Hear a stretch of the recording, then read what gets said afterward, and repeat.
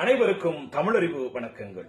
தவளையும் தன் வாயால் கெடும், நுணலும் தன் வாயால் கெடும் அப்படிங்கிற பழமொழி நம்ம கேள்விப்பட்டிருக்கிறோம். அந்த பழமொழியை முன்னிறுத்து ஒரு கருத்தை சொல்ல வருகிற பழமொழி நானும். என்ன சொல்லுது? இந்த மணலுக்குள்ள மறைந்து கிடக்கிற தவளை அது பாட்டுக்கு இருந்துச்சுன்னா அது உயிரோடு இருக்கும்.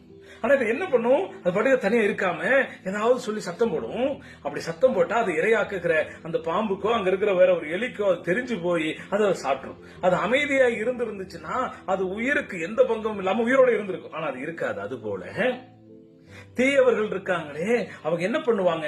தீமொழிகளை, கெடுமொழிகளை, துன்பம் தரக்கூடிய மொழிகளை பேசுவாங்க.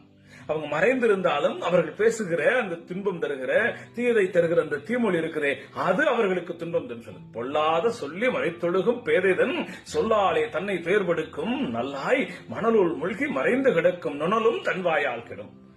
அப்ப தீயவர்கள் தன் தீய சொற்களாலேயே வெளிப்படுவார்கள். அவரை தவிர்ப்போம். நல்ல வண்ணம் வாழ்வோம். நன்றி, வணக்கம்.